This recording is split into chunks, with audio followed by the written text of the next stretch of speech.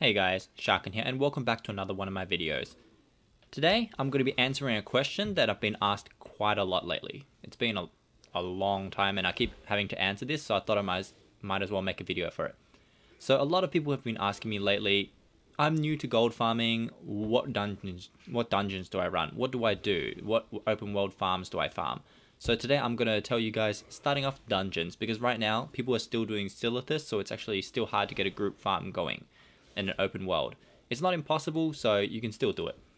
Alright, so we'll start with the classic dungeons, what you want to do first off. So if you're brand new to gold farming, or if you just want to build up your stock quite quickly on a new server, this is for you. So we're going to take a look through a list, and the first one you want to go through, we're just going by alphabetical order, so you can record all the ones you want to do. So Blackrock Depths. Blackrock Depths has a decent value, nothing like too big, maybe like 30, 40, 50k I believe. It's got some blue items that's worth that much, but overall the majority of the items worth between like 500 to probably like 5k gold. But you got to get a lot of them because the mobs in here, there is a lot of mobs, so it will build up your stock very quickly. The second one we want to talk about is Dire Maul. Dire Maul is quite a good dungeon. It gives you very nice loot, especially stuff like it can still drop, I think it's the Saltstone set, and it's got blue items, and it's also got the books used for the Paladin artifact appearance, so it's definitely worth it for that one. We're going to keep looking through the list, and the next one we land at is Razorfen Downs.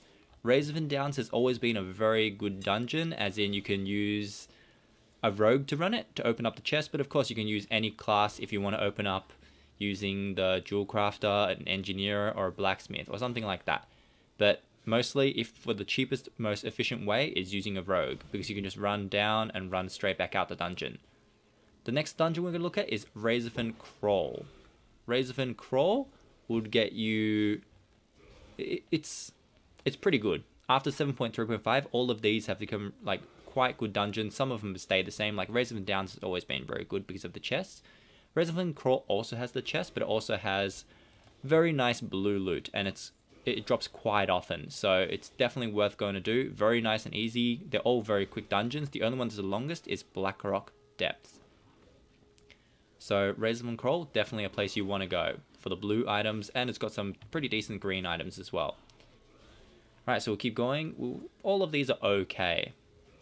At best, some of them are really bad, and like, of course, you got the Alderman super items.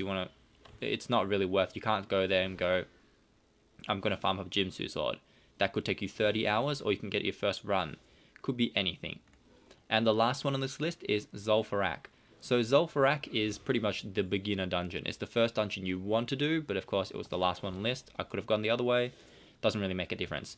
So Sulfur Rack gives you a lot of loot. So after 7.3.5, it starts dropping Glorious as well. So it has very good loot table. Doesn't mean you're going to get a Glorious.